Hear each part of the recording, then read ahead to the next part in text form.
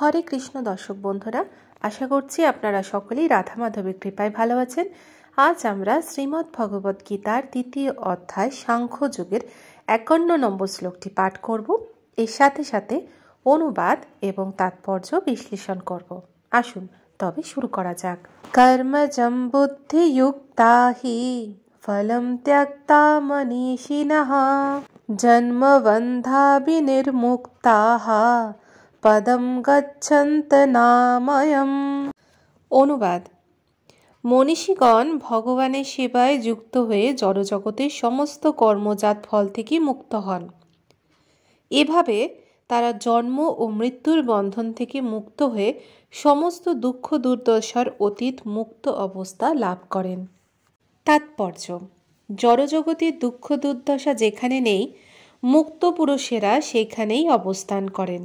শ্রীমদ্ ভগবতে বলা হয়েছে, সব কিছুর আশ্রয় এবং মুক্তিদাতা মুকুন্দ নামে খ্যাত পরমেশ্বর ভগবানের পদপল্লব রূপ তরণীর যিনি আশ্রয় গ্রহণ করেছেন, তার কাছে এই ভবসমুদ্র গোষ্পদতুল্য হয়ে যায়।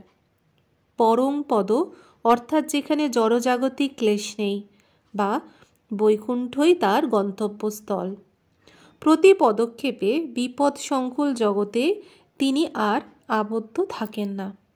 আমাদের অজ্ঞতার জন্য আমরা বুঝতে পারি না যে এই জড়জগৎ দুঃখ দুর্দশায় পরিপূর্ণ, যেখানে প্রতিটি পদক্ষেপই বিপদ সংকুল।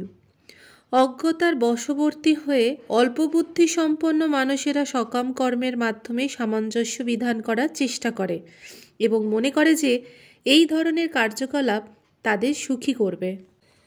তারা জানে না যে এই জড়জগতের কোনো দেহই ক্লেশমুক্ত জীবন প্রদান করতে পারবে না। জন্ম মৃত্যু জরা ও ব্যাধিরূপ ক্লেশময় জীবন জড়জগতের সর্বত্র বর্তমান। কিন্তু যে মানুষ তার স্বরূপ উপলব্ধি করে বুঝতে পেরেছেন যে তিনি ভগবানের নিত্যদাস এবং এভাবে ভগবানের ভগবত্তা সম্বন্ধে উপলব্ধি করেছেন, তিনি তার সেবায় নিজেকে নিয়োজিত করেন। তার ফলে তিনি বৈকুণ্ঠ লোকে উত্তীর্ণ হবার যোগ্যতা অর্জন করেন, যেখানে জড়জাগতিক ক্লেশ, কালের প্রভাব এবং মৃত্যু নেই। আত্মার স্বরূপ উপলব্ধি করতে পারার অর্থ ভগবানের মহিমান্বিত স্বরূপও উপলব্ধি করতে পারা। ভ্রান্তিবশত যে মানুষ মনে করে ভগবান ও জীব একই স্তরে অবস্থিত, সে অজ্ঞানের অন্ধকারে আচ্ছন্ন এবং তার পক্ষে ভক্তি সহকারে ভগবানের সেবায় নিয়োজিত হওয়া কখনোই সম্ভব নয়। সে নিজেকে ভগবান বলে মনে করে এবং এভাবে জন্ম মৃত্যুর আবর্তে আরও গভীরভাবে নিমজ্জিত হয়। কিন্তু যিনি বুঝতে পেরেছেন যে সেবা করাই তার পরম কর্তব্য, তিনি নিজেকে ভগবানের সেবায় নিয়োজিত করার মাধ্যমে অবিলম্বে বৈকুণ্ঠ লোকে উত্তীর্ণ হবার যোগ্যতা অর্জন করেন। ভগবানের জন্য সেবা করাই হচ্ছে কর্মযোগ বা বুদ্ধিযোগ, অথবা সাধারণভাবে বলতে গেলে যা হচ্ছে ভক্তিযোগ।